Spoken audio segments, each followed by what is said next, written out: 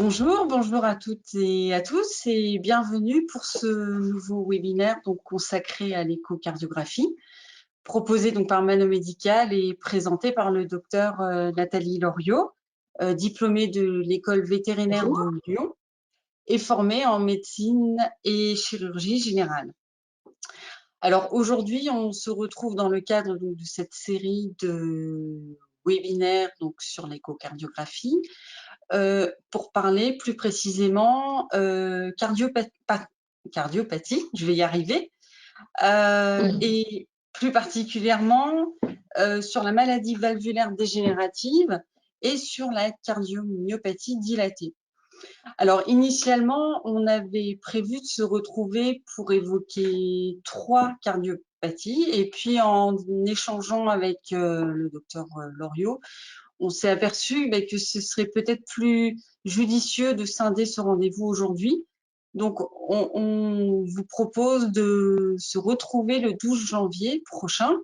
Je sais que pas mal d'entre vous se sont déjà inscrits pour parler donc de 2 autres cas cliniques, en l'occurrence la cardiomyopathie hypertrophique et les sténoses des gros trous.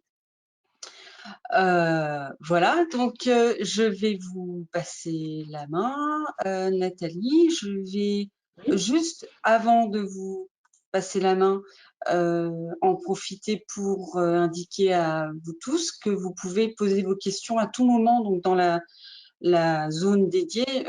Nous avons déjà d'ailleurs des questions. Et puis nous y répondrons à l'issue de cette présentation. Et si par manque de temps, nous ne pouvons pas y répondre en intégralité, on y répondra ensuite le 12 janvier ou par mail ou par téléphone. On va dire, on va s'adapter à vos besoins. Voilà, je crois que j'ai à peu près tout dit pour démarrer. Je vois que vous êtes en train d'arriver tous les uns après les autres.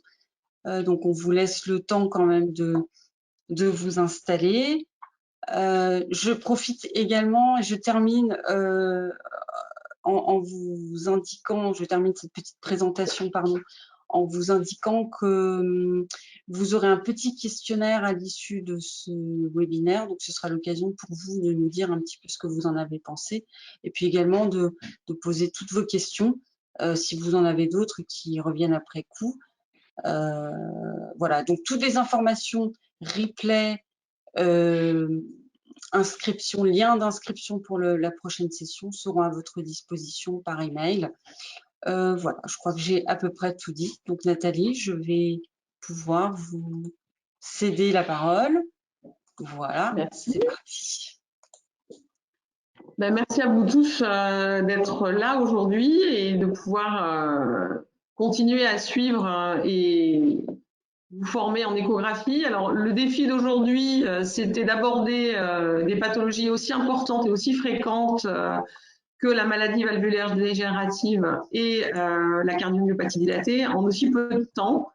En fait, en faisant cette formation, je me suis aperçue il y a vraiment beaucoup de choses à dire sur la maladie valvulaire dégénérative. Donc, j'ai dû quand même sélectionner. Je me suis donc concentrée sur le thème qui était l'échographie. Vous allez voir qu'il y a quand même quelques informations que je vous ai données un peu plus générales et qu'il faudra éventuellement réapprofondir dans un autre cadre ou dans le cadre de discussion. Voilà, donc merci d'être aussi nombreux. Hein. Vous êtes plus d'une 50aine pour l'instant, donc c'est chouette. Ça me fait vraiment plaisir. Ensuite, je vais répondre à une première question qui m'a été posée par l'un d'entre vous qui est arrivé de bonne heure sur la plateforme, en me demandant si la position du curseur, avec le curseur positionné à droite, voulait dire que la droite de l'animal était à droite de l'écran, enfin que le cœur droit était à droite de l'écran et le cœur gauche à gauche. C'est pas tout à fait vrai, parce qu'en fait, le cœur droit, il est à droite et crânial, hein, si on parle, la tête de l'animal est là et l'arrière de l'animal est là. Donc le cœur droit est à droite et crânial et le cœur gauche est à gauche et caudal. Et en plus, le cœur, au moment de la systole, il tourne autour de son axe. Donc c'est pas tout à fait vrai. Donc quand vous positionnez votre sonde comme ça, sur l'écran, vous avez normalement la forme en demi-lune avec le ventricule gauche qui va apparaître à droite, en haut et à droite. Hein. Plutôt en haut et à droite, mais pas complètement à droite. Bon, c'est pas très facile de vous l'expliquer comme ça. Donc c'est pas complètement faux, mais c'est pas complètement juste. Voilà ce que je voulais commencer par vous dire. Oh, je vois que ça a démarré avant que je lance. Attendez. Voilà. Alors, on attaque par la maladie valvulaire dégénérative. Donc, pour chacun des cas, j'ai essayé d'illustrer ça par 2 cas cliniques, des cas que j'ai pu rencontrer dans le cadre de mon exercice à la clinique. On va commencer par le premier animal, voilà, qui est un cavalier King Charles de 2 ans.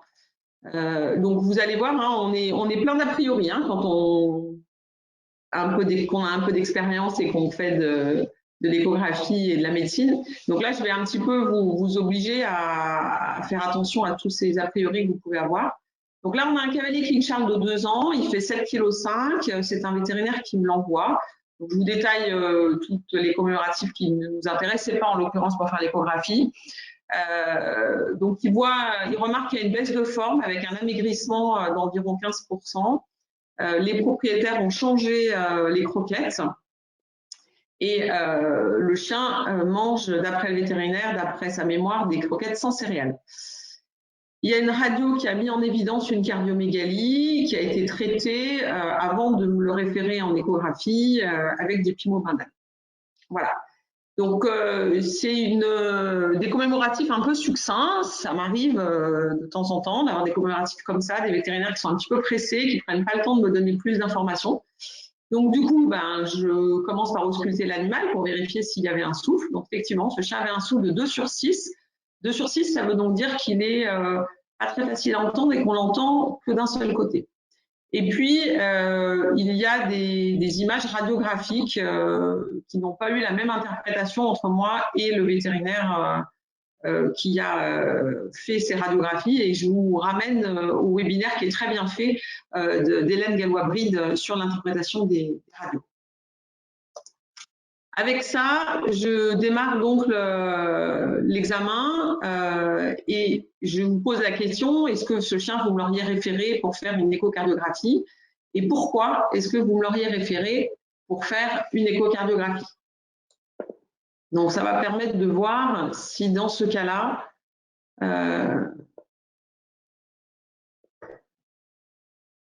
vous auriez fait faire une échographie. Vous êtes en majorité à avoir répondu, donc 89%, avoir répondu que c'est pour déterminer la nature des lésions échographiques. Donc effectivement, l'intérêt de l'échographie par rapport à la radiographie, ça va être qu'on va pouvoir déterminer la nature des lésions échographiques, des lésions cardiaques. Les quatre hypothèses, c'était pour vérifier la cardiomégalie et mesurer le rapport ventricule gauche sur ventricule gauche en diastole et atrium gauche sur aorte. Pour vérifier l'insuffisance cardiaque congestive gauche, l'intérêt de faire une échographie. L'écho n'est pas utile, la radio permet la mesure de l'indice de Buchanan et pour examiner les valves atrioventriculaires, car nous sommes chez un cavalier King Charles. Alors, en fait, effectivement, l'échographie va nous permettre de vérifier qu'il y a une cardiomégalie. Donc, l'intérêt de faire une échographie, c'est surtout de vérifier la cardiomégalie. Donc, du coup, pour vérifier l'échographie, voilà, l'échographie cardiaque, elle a surtout un intérêt pour mesurer la taille du ventricule gauche en diastole et de mesurer le rapport atrium gauche sur aorte.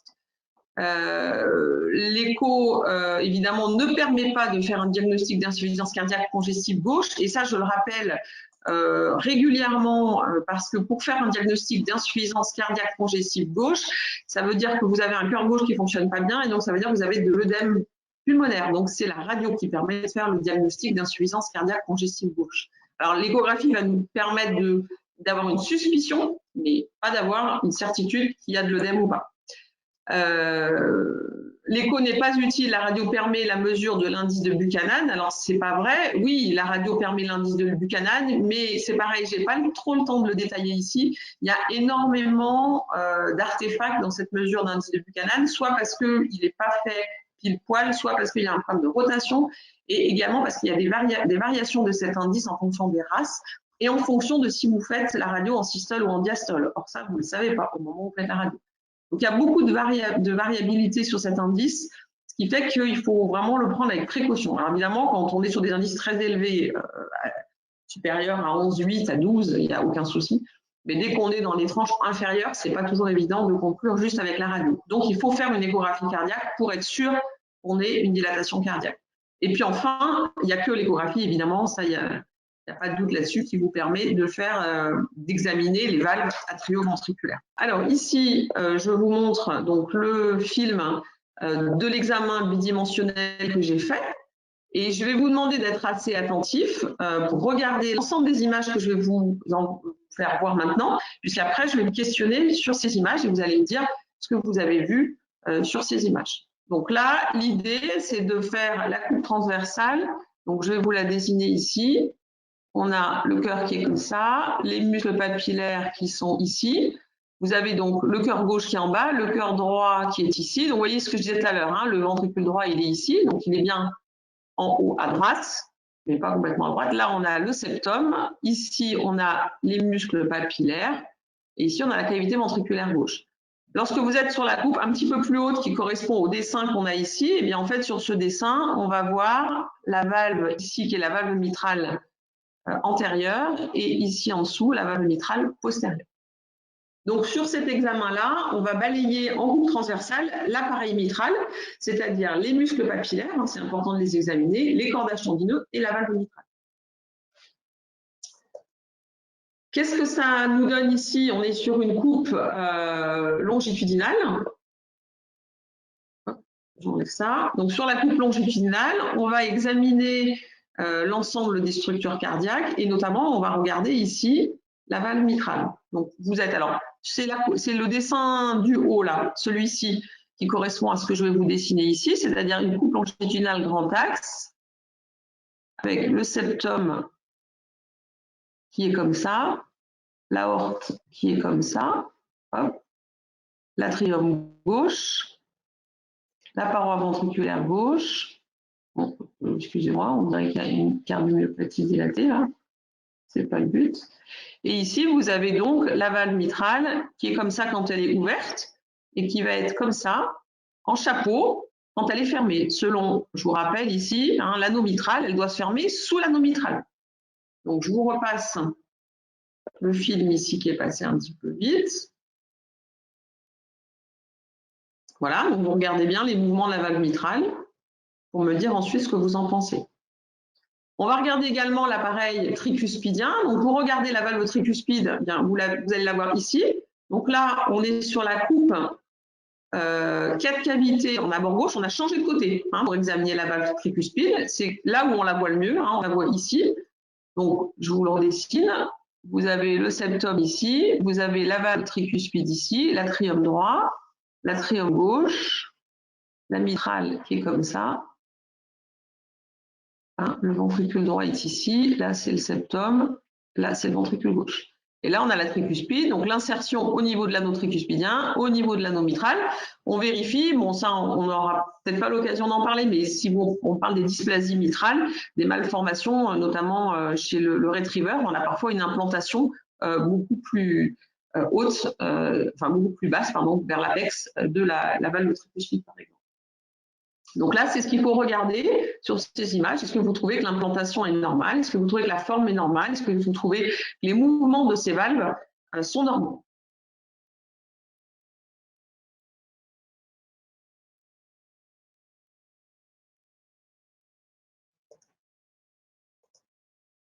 Alors, je vous laisse répondre à cette question. Donc, qu'est-ce que vous avez observé sur l'ensemble de ces images? Est-ce que vous avez observé un épaississement de la valve, un aplatissement ou un allongement des feuillets? Est-ce que vous avez observé des prolapsus? Est-ce que vous avez observé un défaut d'implantation de la valve? Est-ce que vous avez observé une atteinte des cordages et des piliers? Donc, les cordages et les piliers sont épaissis, sont hyperéchogènes lorsqu'ils sont atteints de maladies valvulaires dégénératives. Est-ce que vous avez observé une sténose de l'anneau mitral? Alors, je suis désolée, mais pour le coup, on ne va pas pouvoir vous faire intervenir pour cette bon, c'est pas grave. sondage. Chacun dans, c'est pas grave. Chacun dans votre coin, vous réfléchissez à la réponse. Et puis, je vais vous donner les réponses. C'est pas très grave. Ça n'empêche pas de réfléchir et de se poser les questions. Qu'est-ce que vous avez vu dans les images? Donc ça, en fait, ce que j'ai essayé de faire dans ces questionnaires, c'est de vous mettre les choses qu'il faut que vous pensiez à regarder quand vous faites un screening en bidimensionnel, que vous êtes sur un animal où il y a un petit peu j'appelle ça un délit de sale gueule, hein. C'est un cavalier King Charles, bon là il a 2 ans, mais vous avez le cavalier King Charles de 12 ans, vous avez le York de 14 ans, vous foncez un peu tête baissée vers une maladie valvulaire dégénérative. Vous n'avez pas complètement tort, hein, il faut garder son instinct, il faut forcément en tenir compte dans les choix que vous allez, dans les hypothèses diagnostiques, hein, mais il faut quand même avoir une démarche toujours précise et surtout bien procéder tout le temps de la même façon pour que le jour où c'est pas ça, vous ne soyez pas à côté d'autre chose. Alors, je vais changer de diapo. Alors, on a des soucis aujourd'hui. Moi, j'ai des soucis avec mon écran. Voilà. Donc, sur ces images, on observait en fait pas réellement un épaississement. En tout cas, ça apparaissait pas nettement. Je ne sais pas si vous avez dit oui, il y a un épaississement. Non, en fait, ça apparaît pas franchement. On a un doute sur l'épaississement de la valve. Par contre, c'est vrai qu'il y a quand même une valve qui n'a pas tout à fait la forme normale. Des feuillets qui semblent un petit peu allongés et un aplatissement surtout au moment de la systole. Le prolapsus, il existe, c'est un déplacement en fait des feuillets au niveau de l'anneau mitral, c'est ce que je vous ai montré. Et là, en fait, on n'a pas un prolapsus réel, c'est-à-dire que la valve ne rentre pas dans l'atrium gauche, mais on a ce qu'on appelle un aplatissement mitral. Pas de défaut d'implantation de la valve, ça se voit très bien sur la coupe en abord gauche, la coupe 4 cavités. Vous voyez que les valves, à la fois tricuspides et mitrales, sont bien sur un seul plan. On a bien une image en fait en croix, comme ça, lorsque l'on fait la coupe 4 cavités. Atteinte des cordages et des piliers. Donc, les cordages et les piliers, ils paraissent un petit peu plus échogènes et surtout un petit peu plus, un peu comme démaciés. Et sténose de l'anneau mitral, non, il n'y a pas de sténose de l'anneau mitral. Décidément. Tac. Alors, maintenant qu'on a fait cet examen en bidimensionnel, on va faire l'examen TM. Alors, sur l'examen TM, je vous ai expliqué que, en fait, on avait la coupe transaortique, le TM transaortique était remplacé par une coupe transaortique.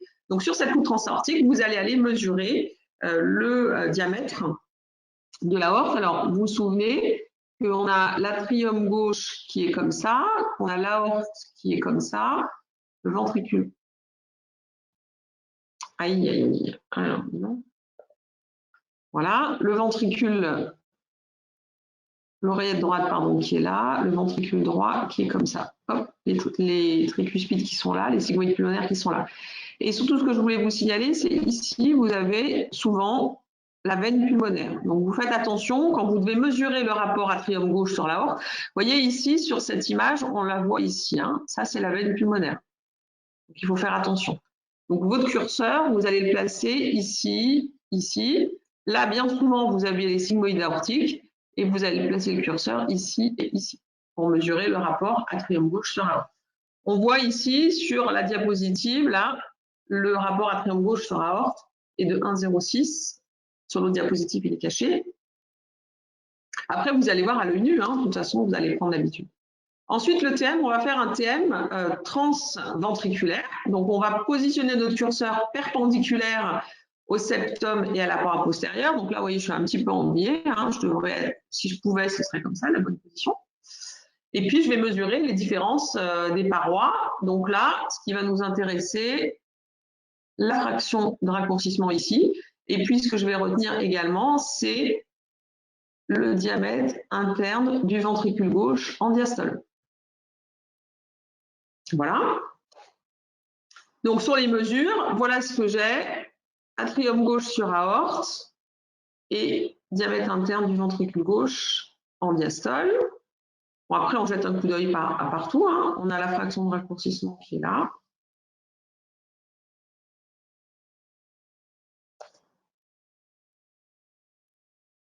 Alors, est-ce que vous avez cette diapo, Yveline? Donc, je vous demande qu'est-ce que vous avez observé sur l'examen TM de cet animal?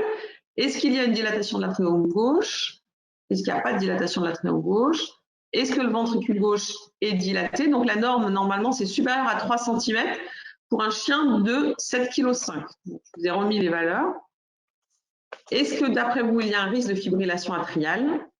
Et le ventricule gauche a-t-il une taille dans la norme pour la race et ou le poids? Donc, ce qui est important, c'est que chaque partie de l'examen échographique que vous faites vous donne des informations qui vont vous permettre d'avancer vers une conclusion. Alors, sur cet examen des cavités cardiaques, je vais vous donner les réponses. Donc, il n'y a pas de dilatation de l'atrium gauche. Hein, la valeur, elle est de 1,1 et on parle de dilatation de l'atrium gauche lorsqu'on a une valeur supérieure à 1,5. Le ventricule gauche n'est pas dilaté. Il n'y a pas de risque de fibrillation atriale. Le risque de fibrillation atriale est présent lorsqu'on a un rapport atrium gauche sur aorte qui est supérieur à 2. Donc là, ce n'est pas le cas. Excusez-moi. Et le ventricule gauche, eh bien, il a une taille dans la norme puisque la mesure du ventricule gauche en diastole est de 2,75 et que la mesure qui est retenue suite à l'étude EPIC, c'est une valeur supérieure à 3 cm pour les chiens de 7,5 kg. Et si la valeur avait été supérieure à 3 cm, à ce moment-là, il y a nécessité de mettre en place un traitement. Donc, on se base du coup par rapport à ces valeurs de l'étude EPIC.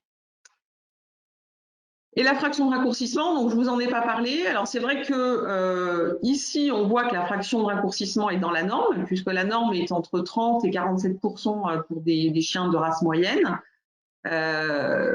On interprète ça avec beaucoup de précautions pour plusieurs raisons. D'abord, il faut vraiment se rapprocher des valeurs pour le poids et pour la race. Et puis ensuite, il faut savoir que chez les grandes races, on a des valeurs qui sont très basses. Et enfin, la fraction de raccourcissement peut être très augmentée lorsqu'on a une fréquence cardiaque qui est très importante. Donc du coup, c'est vraiment une valeur qui n'est pas facile à interpréter en tant que telle. Il faut toujours la resituer dans un contexte. Et puis enfin, lorsque l'on a des troubles du rythme, elle est également sans signification. Et lorsque l'on a une maladie valvulaire dégénérative qui évolue, la fraction de raccourcissement, au départ, elle va diminuer et puis ensuite, elle va réaugmenter lorsque le diamètre ventriculaire systolique va lui se mettre à augmenter. Donc du coup, c'est une valeur qui n'est pas du tout fiable et que l'on ne va pas utiliser pour avoir une information sur la gravité de la maladie. Donc méfiez-vous de ça. Autant vous allez voir, c'est vrai dans la cardiomyopathie dilatée, mais ce n'est pas du tout vrai dans la maladie valvulaire dégénérative. Ensuite, on va faire un examen Doppler. Donc ici, vous avez un examen Doppler. Donc c'est un examen qui se fait en abord gauche. Alors j'espère que les vidéos passent pas trop mal. C'est un examen Doppler qui se fait en abord gauche avec une coupe 4 cavités. Et on va regarder au niveau de la valve mitrale, est-ce qu'on a une fuite au moment de la systole ou pas.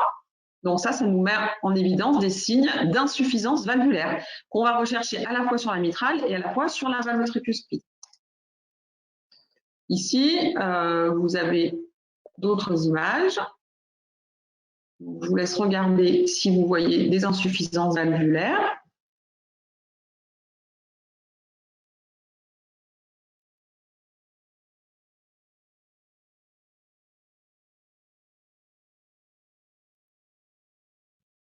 Voilà. Donc, sur ces flux, qu'est-ce que vous avez observé? Est-ce que vous avez observé une fuite en diastole? Est-ce que vous avez observé une fuite en systole? La fuite, est-ce qu'elle est mitrale? Est-ce qu'elle est tricuspidienne? Ou est-ce que vous n'avez observé aucune fuite? Alors, je vous aide, je vous ai mis les images clés à droite.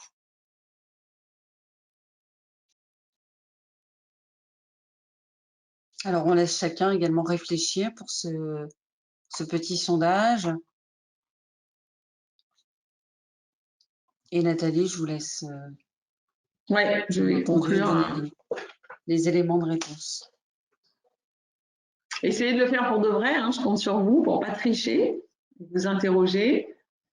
Alors, pour commencer à apporter un élément de réponse, donc ici, on est sur la coupe 4 cavités, vous voyez la croix dont je vous parlais, avec l'atrium droit qui est ici, l'atrium gauche qui est ici, n'importe quoi, le ventricule gauche, voilà. hop, ventricule droit, ventricule gauche, et donc l'atrium gauche ici. Donc effectivement, ici, on est sur une valve mitrale qui est fermée au moment de la systole et on a bien un jet de régurgitation ici. Donc il y a bien une fuite mitrale. Donc là, lorsque vous êtes au moment de la diastole, vous vous souvenez, on avait fait ça la dernière fois, vous avez l'éjection, donc c'est l'onde E. Ensuite, vous avez en fin de diastole la systole auriculaire avec l'onde A. Donc ça fait un flux qui est rouge. Donc sur l'image qu'on a ici de la tricuspide, eh bien, vous voyez qu'ici, on a bien un flux d'éjection diastolique. Et lorsque la valve était fermée, il n'y avait pas de flux. Donc sur la tricuspide, il n'y a pas de fuite tricuspidienne. Par contre, la valve mitrale, vous voyez sur l'image du dessus, la valve mitrale est fermée et on a effectivement ici une fuite avec un jet en mosaïque de ce côté-là. Pardon. Aïe, aïe, aïe, aïe, aïe. Excusez-moi. Voilà. Donc, on a bien une fuite en systole. Alors, la fuite, on va la classer en fonction de la surface du jet de régurgitation en insuffisance mitrale modérée, moyenne ou sévère. Donc, ici, on sera sur une insuffisance mitrale modérée puisqu'on a une surface qui est inférieure à 30%. Voilà, donc les mesures qui ont été faites. Donc là, c'est l'appareil. Hein, vous mesurez les différentes vitesses avec votre appareil pour avoir les valeurs des pressions intra-auriculaires, pour avoir les valeurs des différentes pics. Donc, vous voyez ici, l'onde, la vitesse de l'onde E est de 0,45 mètres secondes, ou 45 cm secondes, là 37 cm secondes. Du coup, on en déduit une pression à l'intérieur des valves de l'atrium gauche qui est là. Et là, vous avez, pardon, excusez-moi, je me suis mélangé les pinceaux, la pression, elle est là. Hein, le gradient de pression, en fonction de la vitesse de l'insuffisance mitrale. Donc, l'insuffisance mitrale, elle est de 4,9 mètres secondes. Et par une équation qui s'appelle l'équation de Bernoulli, l'appareil calcule automatiquement la pression intra-auriculaire. Alors, je ne veux pas trop détailler ça maintenant, je n'ai pas le temps en fait de tout vous détailler, mais on pourra, soit parce que vous allez me poser des questions et j'y répondrai, soit dans un autre webinaire où on ira approfondir les informations. Mais voilà, on a cette notion de pression intra-auriculaire gauche. La valve tricuspide, il n'y a pas de fuite, hein, donc on n'a pas de mesure de l'insuffisance tricuspidienne.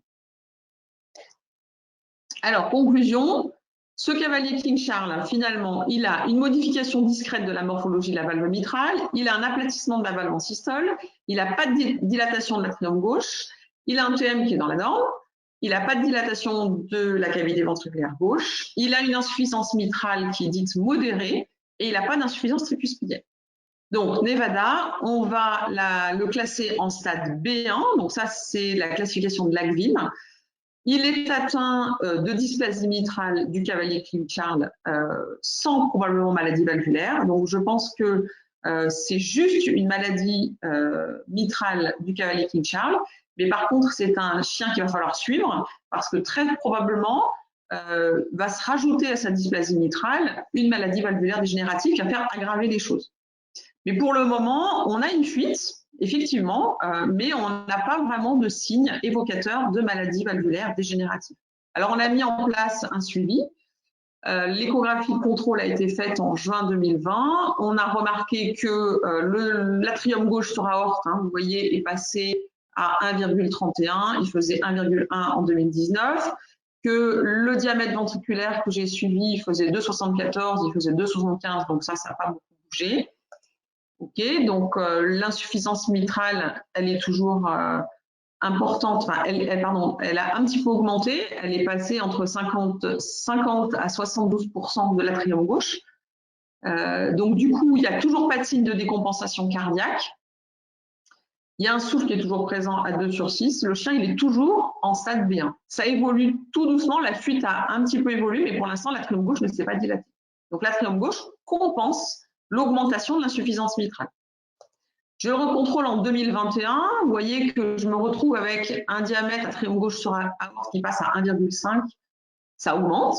Ce n'est pas encore des valeurs importantes, mais on voit que ça augmente tout doucement. Le ventricule gauche également, vous voyez que sa taille continue d'augmenter. Donc, on a une petite augmentation des valeurs, mais ce n'est pas des choses qui sont très importantes par rapport à 2020. Au niveau de l'insuffisance mitrale, eh bien, on reste sur une insuffisance mitrale qui n'est pas trop importante, qui est moyenne, donc on est peut-être modéré à moyenne. On a une pression intra-auriculaire qui est estimée à 96 mm de mercure, donc ce n'est pas des pressions augmentées, mais c'est des pressions où l'atrium gauche arrive encore à supporter et à pas décompenser. Donc on est toujours sur un animal qui n'a pas décompensé. Il n'y a pas de cardiopathie congestive et on a toujours un chien qui est en stade B1. Alors c'est vrai que c'est compliqué sur ces chiens parce que les clients sont parfois demandeurs de mettre en place un traitement, mais les recommandations internationales, on va y revenir plus tard, je vous ai mis le tableau en fin de présentation, sont toujours à nous dire qu'il ne faut pas mettre de traitement lorsqu'on est en stade B1. On mettra un traitement uniquement quand ça a décompensé, donc tant qu'on est en stade B2. Donc pour l'instant, on ne met pas de traitement. Et on continue de le suivre tous les ans. Donc Nevada à 4 ans aujourd'hui. Le deuxième cas clinique, je reste dans le cas avec King Charles pour être un petit peu sur des cas faciles et fréquents et un petit peu clichés et malgré tout représentatifs de la maladie valvulaire dégénérative, tous ces petits chiens. Donc là, c'est un chien qui a 12 ans, qui fait 6,8 kg, qui est déjà suivi, qui a un souffle qui a été détecté à l'âge de 9 ans.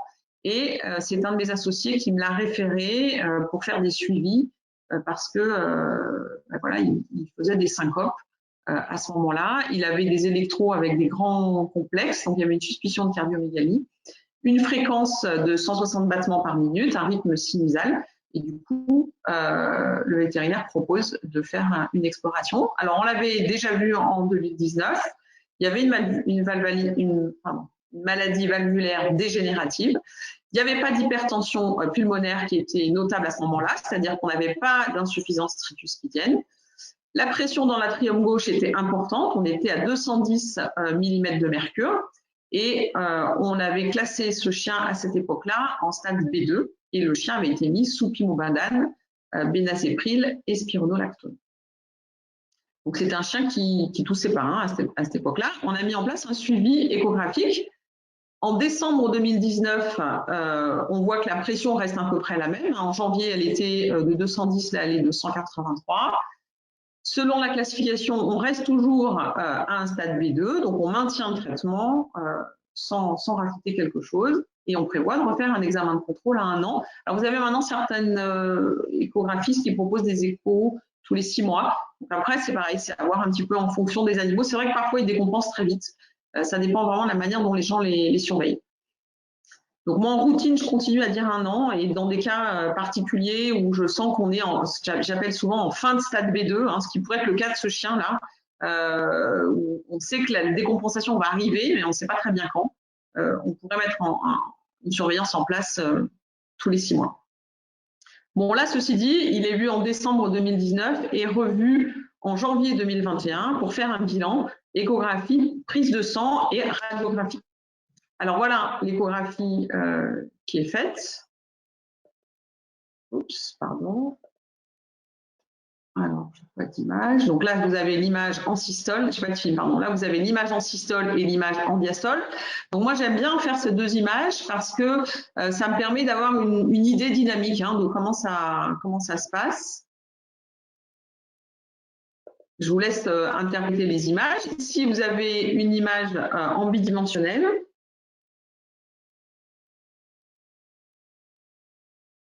Donc, je vous laisse regarder les valves. Je ne fais pas de dessin, j'avance un petit peu parce que je vois que le temps passe. Ici, vous avez des images en bidimensionnel donc de l'atrium gauche.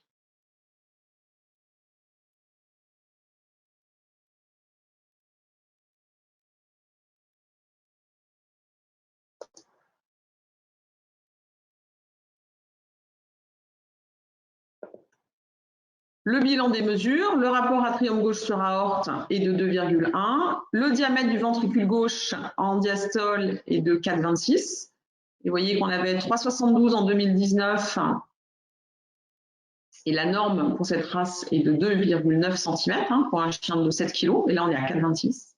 Et en systole, on s'aperçoit qu'ici, on avait 2 cm en décembre 2019 et que là, on est à 2,34. L'examen Doppler, voilà ce qu'il donne.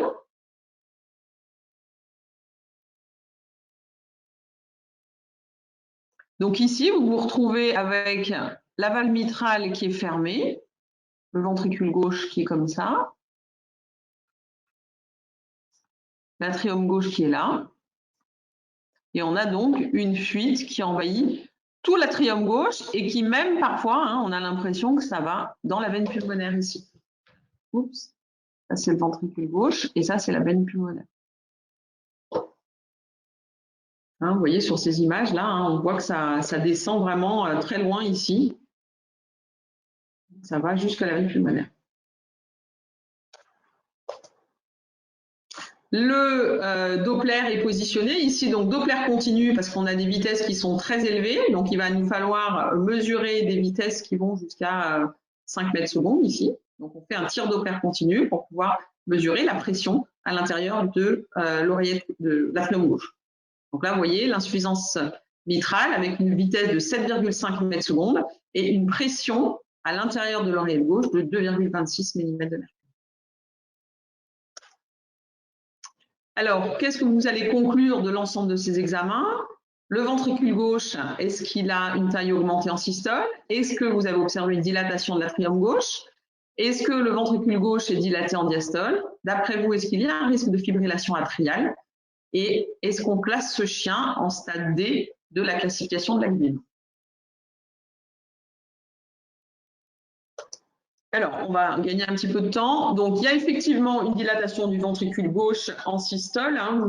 Vous comparez, et ça, c'est quelque chose, j'ai insisté un peu, c'est pour ça que c'est un petit peu long cette présentation, mais j'ai insisté sur le fait qu'il fallait suivre. Vous avez vu les deux cas que je vous ai présentés, c'est des animaux que j'ai vus 3 années de suite. Et c'est ça qui va vous permettre d'être performant. C'est le fait que vous avez mis en place un suivi. Et on voit vraiment les animaux évoluer. Et bien là, très nettement, même si je n'ai pas de tableau de référence, je vois bien que mon ventricule gauche en systole, il augmente de taille. Donc j'ai une dilatation. J'ai une cardiomyopathie dilatée qui vient compliquer en fait la maladie valvulaire dégénérative, qui est secondaire à la maladie valvulaire dégénérative et qui justifie justement la mise en place de traitements à base de pimobendan. On a évidemment une dilatation de l'atrium gauche qui est très très nette. Le ventricule gauche est aussi dilaté en diastole, hein, parce qu'on est au-dessus des normes qui sont retenues. Et il y a évidemment un grand risque de fibrillation atriale et également de thrombus. J'en ai pas parlé, mais on peut avoir la formation de thrombus dans l'atrium gauche tellement l'atrium est dilaté. Donc le chien, on ne va pas le mettre en stade D parce que le stade D, ça correspond en fait à un stade où les traitements ne sont plus efficaces. Donc là, pour l'instant, ce n'est pas le cas. Par contre, c'est vrai que c'est un chien qu'on va passer en stade C très prochainement parce que probablement, il va se mettre à tousser. Pour l'instant, il a fait des syncopes qui montrent qu'il y a une défaillance du muscle cardiaque. Et assez étonnamment, probablement grâce à la mise en place du traitement en prévention, il n'a pas du tout fait d'œdème pulmonaire et il n'a pas toussé. Hein. Donc, il n'y a pas de signes cliniques qui sont apparus. Et pourtant, à part la syncope, je reconnais, mais pas de signes habituels, de signes d'appel habituels, en tout cas. Et pour autant, la maladie commence à évoluer importante. Et moi, je l'ai vu en janvier. Et il se trouve que été 2021, ben, ça n'a pas loupé. Il a été à la montagne avec le chien et ils ont été voir un vétérinaire en urgence parce qu'il a fait un œdème aigu du poumon. Voilà. Et donc aujourd'hui, il est en stade C. Voilà, donc ça revient un petit peu à ce que je vous ai mis. Alors, je vais passer un peu vite les diapositives. Vous pourrez les regarder plus en détail avec le replay. Donc voilà, je n'ai pas approfondi le calcul et le sens des pressions atriales. Je n'ai pas parlé de la relaxation isovolumétrique. Je n'ai pas parlé de l'évaluation de l'hypertension pulmonaire. Il aurait fallu que je traite qu'une seule pathologie. Et vous voyez là, je suis un petit peu à la bourre. Je vous ai mis les diapos sur le consensus 2019 de l'ACVIM. Quels sont les stades en fonction des modifications que l'on observe à l'échographie. Et je vous ai fait 2 diapos de résumé sur la maladie valvulaire dégénérative. Quels sont les signes directs et les signes indirects. J'ai privilégié le cas clinique et l'interaction. Vous retrouverez tout ça, vous pourrez les regarder tranquillement. Ce sont des informations qui permettent d'avoir peut-être de l'imprimer, de l'avoir sous le coude au moment où vous faites votre échographie. Voilà, bon, on va enchaîner avec la cardiomyopathie dilatée classique parce que c'est pareil, la cardiomyopathie dilatée, il y en a en fait des variantes multiples, mais là, je vais vous parler de la cardiomyopathie du grand chien. Donc, le premier cas, c'est Ikea, qui est un chien dogue de Bordeaux de 6 ans qui a perdu du poids depuis 4 ou 5 mois, qui a un appétit diminué, une faiblesse de l'arrière-train, qui hurle à la mort sans savoir pourquoi, et qui pourtant a suffisamment d'énergie pour courir après le lapin. Il a un pouls irrégulier, une auscultation cardiaque avec un rythme anarchique et rapide, un ECG qui fait penser à une fibrillation atriale.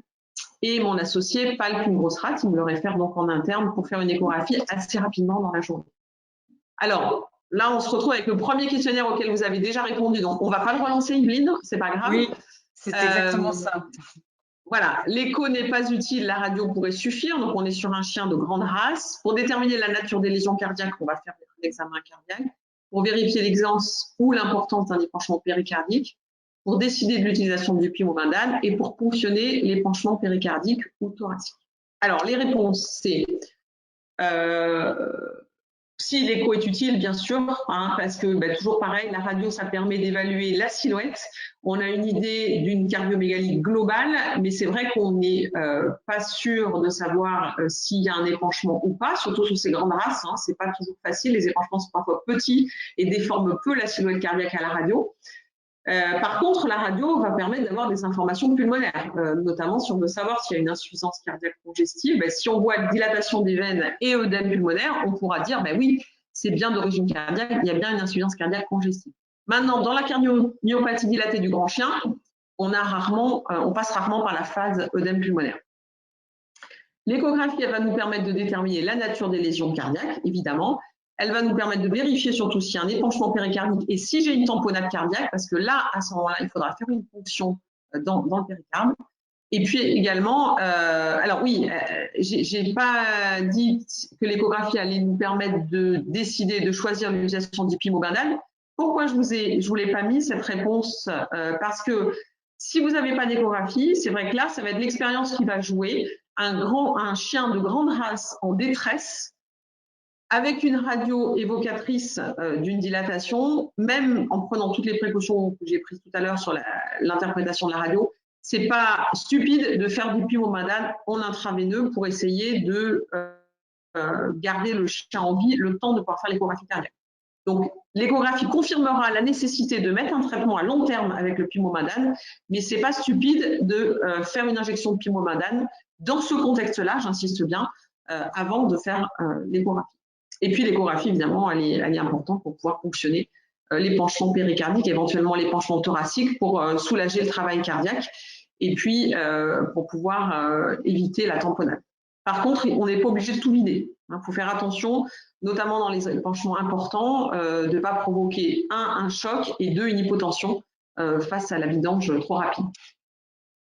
Alors, ce chien, voilà à quoi ressemble l'image bidimensionnelle. Donc, vous voyez bien, par rapport à tout à l'heure, face à ce genre d'image, il n'y a presque pas besoin d'aller plus loin. On a une image qui est vraiment caractéristique. Alors, ce n'est pas toujours le cas, mais là, on est sur un dogue de Bordeaux qui a un filant et qui a en plus une image cardiaque comme ça. Donc là, même sur des échographies fastes, c'est-à-dire juste un examen bidimensionnel, on est pratiquement capable de faire le diagnostic. Après, on va quand même aller au bout du diagnostic. Donc là, une image thoracique. Donc vous voyez ici le cœur, qui ne va presque pas. Et ici, vous avez repéré. Je vous laisse deviner ce que c'est. Parce que là, peut-être que le sondage va fonctionner. Voilà. À quoi ça ressemble, la coupe transaortique?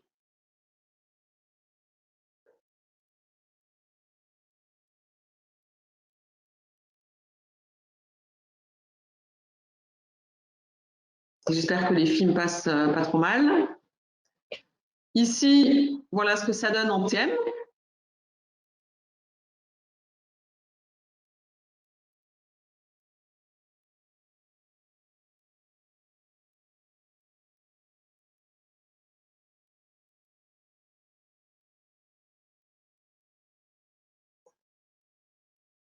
Voilà le bilan de l'ensemble des mesures que l'on fait sur ce chien. Donc, hop, les mesures à retenir dans cette race-là. Là, vous devez voir ça. Vous devez voir ça.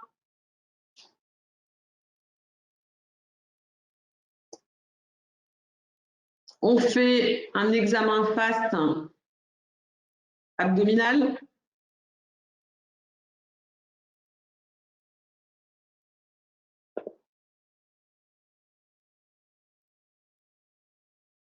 Donc, à gauche, vous avez la coupe hépatodiaphragmatique. Hein, on est au niveau du processus xiphoïde vers l'avant. Et à droite, vous avez la coupe cystocolique. C'est des examens FAST qui sont faits, qui peuvent être faits en urgence, assez facilement, sans tondre l'animal. Alors, on va faire ce petit questionnaire. Donc, qu'est-ce que vous avez observé sur ces images échographiques? Y avait-il un trouble de la contractilité, une dilatation cardiaque gauche au niveau du ventricule et de l'atrium gauche? Est-ce que vous avez vu un épanchement péricardique? Est-ce que vous avez vu un épanchement abdominal? Est-ce que vous avez vu ou suspecté une fuite valvulaire? Épanchement abdominal, vous êtes assez sûr aussi. Épanchement péricardique. Ouais. Alors, vous avez eu un petit doute sur l'épanchement péricardique. Donc, effectivement, on a un trouble de la contractilité, ça c'est assez facile, vous n'avez pas trop hésité, hein, vous avez vite rempli cette partie-là. Une dilatation cardiaque du ventricule gauche et de l'atrium gauche, bien entendu, les deux mesures, hein, le rapport atrium gauche sur aorte est supérieur à 1,5, pardon, il est même supérieur à 2, et le diamètre du ventricule gauche est supérieur à 5 en diastole. L'épanchement péricardique, alors non, il n'y avait pas d'épanchement péricardique, il y avait un épanchement thoracique. L'épanchement péricardique, il est vraiment autour du cœur et on voit vraiment un halo noir comme ça qui fait le tour du cœur. Lorsque l'on voit une image plutôt en croissant avec la plèvre en fait qui flotte au milieu de l'épanchement, c'est un épanchement thoracique. Une fuite valvulaire, donc là on ne la voit pas, la fuite valvulaire, il faut faire un examen Doppler hein, pour voir une fuite valvulaire. Alors on peut la suspecter, elle est fréquente dans les cardiomyopathies dilatées, surtout dans des cas comme ça, mais elle n'est pas systématique. Alors, les cardiomyopathies dilatées, eh bien, en fait, on va pouvoir les classer. Donc, ça, c'est une proposition qui a été faite dans le journal vétérinaire de cardiologie. Et on classe la cardiomyopathie dilatée en critères majeurs et en critères mineurs. Et on affecte un nombre de points en fonction de ces critères-là. Donc là, vous voyez, j'ai essayé d'appliquer ça à IKEA.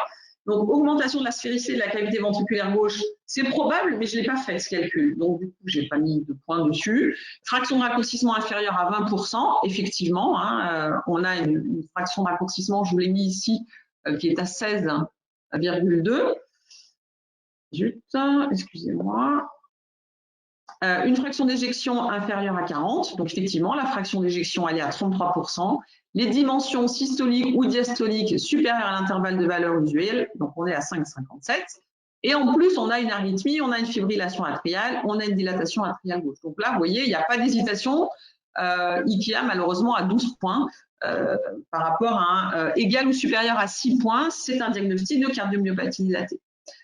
IKEA n'a pas survécu, il a été mis sous pimomadane pendant 2 jours et il est finalement décédé très rapidement derrière, ce qui est malheureusement pas trop étonnant vu les images échographiques qu'on avait. Donc là, c'est vraiment le cas typique de la cardiomyopathie dilatée où il ne faut pas hésiter à mettre sous pimomadane, même si on n'a pas fait de l'échographie. Le cas clinique numéro 2, je vais le faire, ouais, je vais y arriver. Je vais le faire, le traiter aussi parce qu'il est intéressant, c'est un cas un petit peu différent. Donc là, c'est un braque allemand de 9 ans. Il est référé pour perte d'appétit et fatigabilité. Il me demande, le vétérinaire qui me le réfère, une échographie globale, abdominale et thoracique, avant d'aller plus loin dans les explorations. Alors ça, c'est un référé, j'appelle ça un jeté, un débarrassé, comme vous voulez. Donc oui, ça arrive, je sais, parfois vous êtes débordé, vous n'avez pas le temps. Donc là, on l'envoie à Nathalie pour qu'elle nous dise ce qu'elle en pense. Bon, alors moi, ce que je fais, c'est que je fais quand même un petit tour de tout. Donc je mets ma sonde en échographie FAST abdominale pour commencer, pour me dire et par où il faut que je commence. Et puis voilà, voilà ce que je vois à l'échographie abdominale. Alors, je ne crois pas que c'est de film, non. Donc, essayez de reconnaître les différents organes, voir ce que vous remarquez. Je me mets en coupe transversale en avant droit.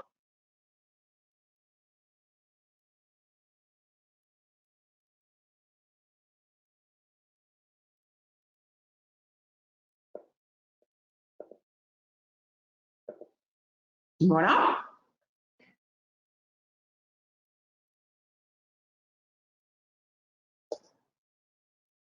Ici, voilà ce qui se passe en coupe transaortique.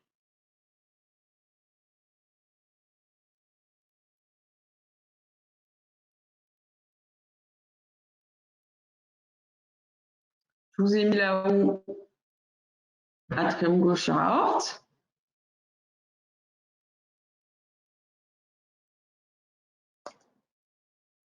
Alors, qu'est-ce que vous en pensez déjà sur ces images bidimensionnelles? Est-ce que vous avez observé un trouble de la contractilité, une dilatation, un épanchement péricardique, un épanchement abdominal, une hypertension dans le ventricule droit? Alors, la dilatation cardiaque, vous la voyez bien tous. Le trouble de la contractilité, l'épanchement abdominal aussi, vous l'avez bien vu tous. L'hypertension dans le ventricule droit, ça vous pose un souci. Ok, parfait.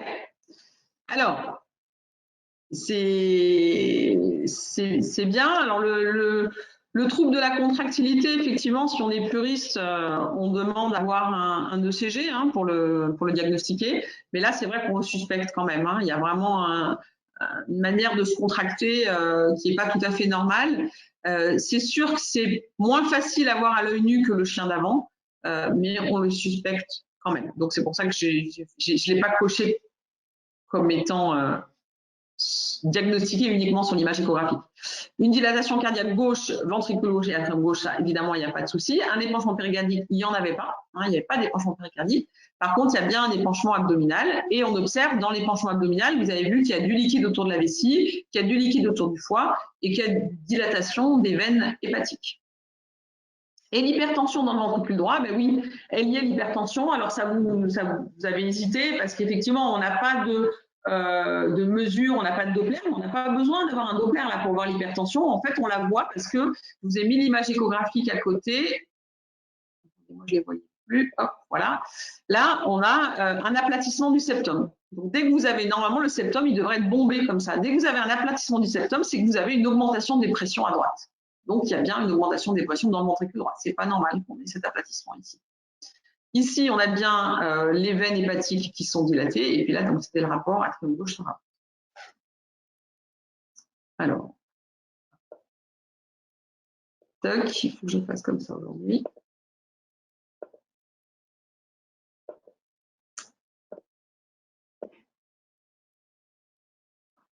On continue l'examen avec le TM.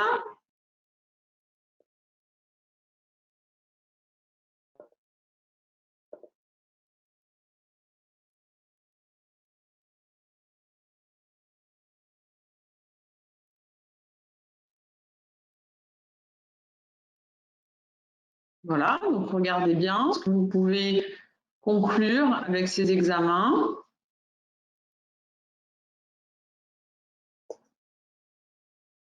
Voilà les valeurs que l'on a relevées au TM. Donc,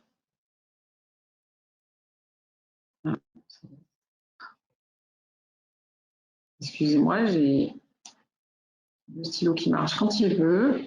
Hop, voilà. Ici, là vous l'avez mis en violet, c'est donc 4,4 chez les retrievers, hein, qui sont des chiens de taille à peu près pareille. L'examen Doppler, voilà ce qu'il nous donne.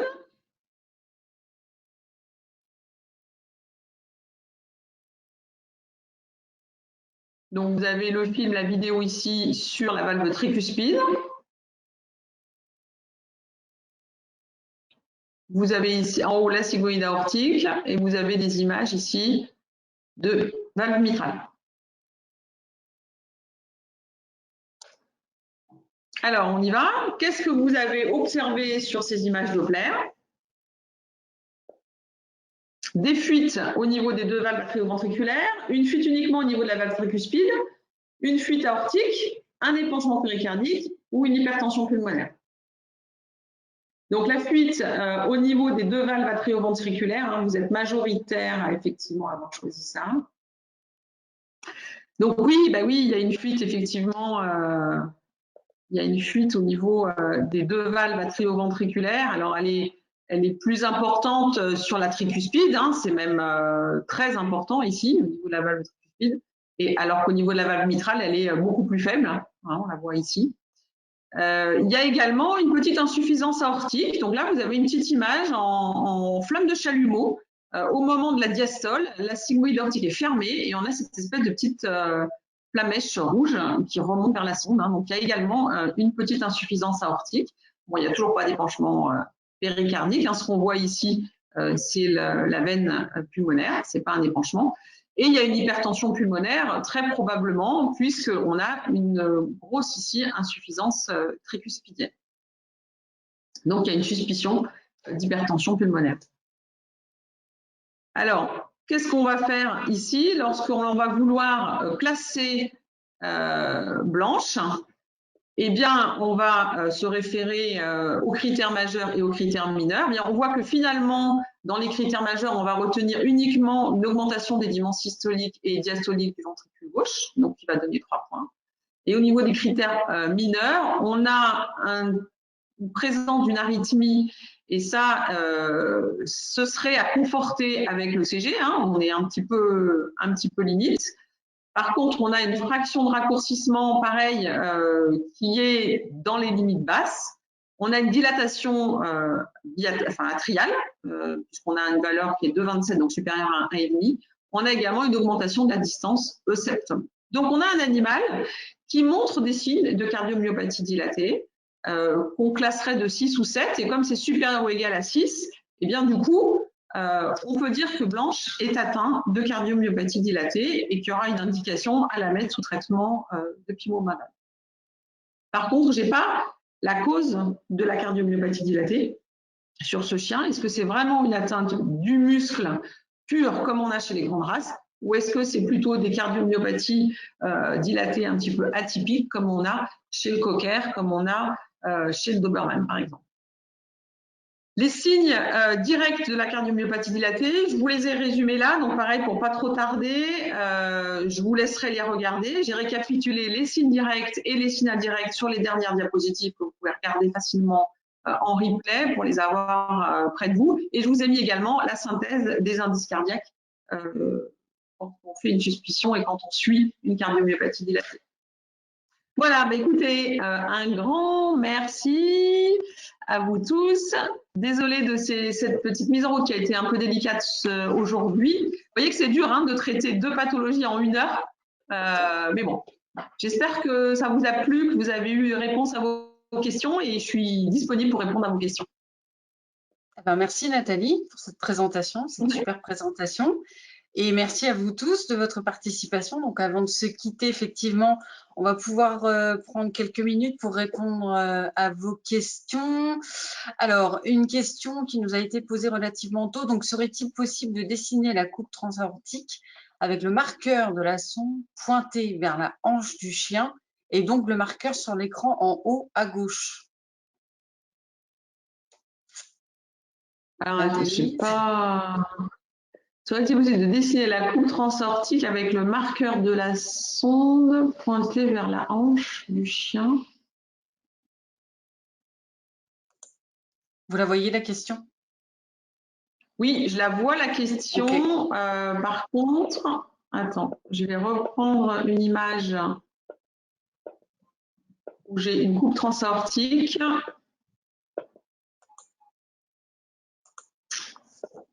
Pour pouvoir répondre, je ne vois pas.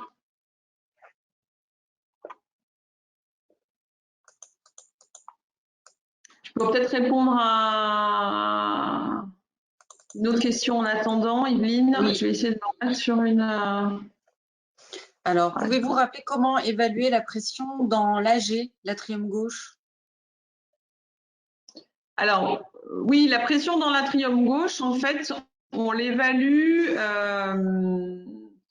à partir de la vitesse de l'insuffisance mitrale. Donc, quand on mesure la vitesse maximale du jet d'insuffisance mitrale, on est souvent à 6-7 mètres secondes et l'appareil il calcule automatiquement. Hein, c'est l'échographe qui vous donne la pression. Donc, il vous donne, on va dire, 180 de pression. Et dans l'atrium gauche, la pression normale, elle est estimée à 10 mm de mercure. Et lorsqu'on a une oreillette dilatée, on l'estime à 15 mm de mercure. On prend 15 mm de mercure. Donc, on prend la valeur maximale donnée par l'échographe en fonction de la vitesse du sang. Donc, vitesse maximale de l'insuffisance mitrale, 190. Atrium gauche dilaté, plus 15. Donc, ça fait 205. Et là, on estime à 205 mm de mercure. On rajoute 15, en fait, quand l'atrium gauche est dilaté, et on rajoute 10 quand l'atrium gauche n'est pas dilaté, par rapport à la pression donnée par l'échographe. Pression qui est issue de la vitesse de l'insuffisance mitrale. Vous comprenez ou pas? J'espère. Alors, sur l'atrium gauche, avec le marqueur la sonde pointé vers la hanche du chien et donc le marqueur sur l'écran en haut à gauche. C'est-à-dire qu'en fait, c'est ce dessin-là qu'elle veut, mais dans l'autre sens. Alors, c'est à l'envers. Hein. Le marqueur à gauche, c'est en fait l'orientation en abdominale. Donc, si on le fait dans l'autre sens, ça veut dire qu'on va avoir l'aorte. Le crayon qui ne marche plus. On a l'aorte ici. On va avoir l'oreillette gauche qui va être comme ça. Et on va avoir ici l'oreillette droite, les deux veines pulmonaires qui sont comme ça. La tricuspide va être ici, la sigmoïde va être là. Et là, on va avoir l'atrium gauche et la veine pulmonaire va être ici. Donc ça, on imagine avec un marqueur positionné ici, dans l'autre sens. C'est la même, mais dans l'autre sens. Alors que nous, on est ici. Hein. L'atrium gauche est là et la veine pulmonaire, elle est ici. Vous voyez ou pas mon dessin, Yveline ? Oui, tout à fait. Vous voyez encore le diaporama, en fait, mon écran est encore partagé. Oui, tout à fait. D'accord. D'un seul coup, j'ai eu un doute. Ok, ça marche, parfait. Bon, voilà. Alors, les questions sont nombreuses. Sur MVD 6 stade B1 avec reflux atrial modéré. Alors, IECA, OK. Attends, Pour prescription. Une question. Cédric Dubois, pardon, je donne le nom pour orienter Nathalie. Ah oui, voilà, c'est bon, je l'ai. Ouais, je l'ai. Donc, sur une maladie valvulaire dégénérative, 6 stade B1 avec reflux atrial modéré, IECA, OK pour prescription. Oui, alors, oui, bien sûr, en stade B. Non, attendez, n'importe quoi. Non, en stade B1, il n'y a pas de traitement. Les recommandations de la GBIM, il n'y a pas de traitement. C'est-à-dire qu'en fait, ils ne se sont pas mis d'accord. C'est ça que ça veut dire. Donc, ça veut dire que si on veut respecter le consensus qui est donné par la GBIM, on ne met pas de traitement tant qu'on n'est pas en stade B2. Ça n'a pas été prouvé que de mettre sous IECA, ça a amélioré la durée de vie de l'animal et que ça a retardé la décompensation. Donc, du coup, on ne met pas sous traitement. Non, B1, il n'y a pas de traitement à mettre. Après, vous n'allez pas faire de bêtises en mettant sous IECA, enfin, à ma connaissance, mais ce n'est pas dans les recommandations. Bon, après, ça dépend si vous voulez suivre les recommandations ou pas. Voilà. OK. Si vous voyez les questions, je vous les donne quand même. Oui, du coup, c'est bon, je les vois. Pourquoi une trithérapie pour un stade B2 seul le pimobanane est recommandé? Oui, dans les recommandations de la GBIM, effectivement, il y a juste le pimobanane qui est recommandé. Après, il y a dans les habitudes de traitement que font les vétérinaires et que nous, on fait. Et en fait, ça ne veut pas dire que le fait que ce ne soit pas écrit dans la GBIM, ça ne veut pas dire qu'on n'a pas le droit de le faire. Ça veut simplement dire qu'il n'y a rien qui a prouvé que c'était efficace et que ça a amélioré la durée de vie de l'animal. Voilà. Après, c'est vrai que dans les habitudes, on met souvent, enfin moi je mets souvent sous Cardalis, donc du coup j'ai cette association que j'associe donc au pimobanane. Donc du coup je me retrouve avec une trithérapie en stade B2, effectivement. Mais ça c'est mon choix, mais c'est pas une obligation. Voilà. OK.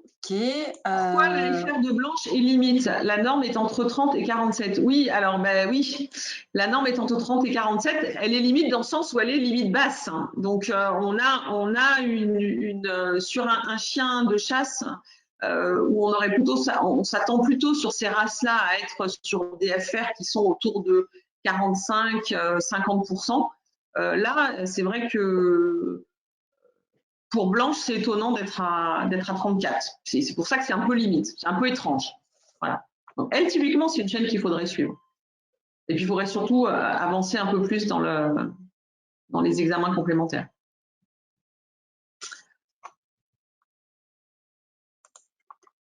Voilà. Alors, Est-ce que j'ai répondu à tout?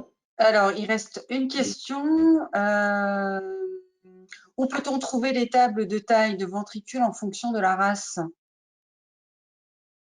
Entre parenthèses, seulement VGD jusqu'à 20 kg dans les recommandations de l'ACVIM. Oui, alors ça, c'est sûr. Oui, oui, c'est une bonne question. En plus, le tableau qu'on utilise pour l'étude EPIC, c'est un tableau qui a été, les valeurs ont été indexées avec la surface de l'animal. Hein. C'est pas des valeurs uniquement de la distance. Je ne sais pas si je me fais comprendre. Relisez bien comment est fait ce tableau.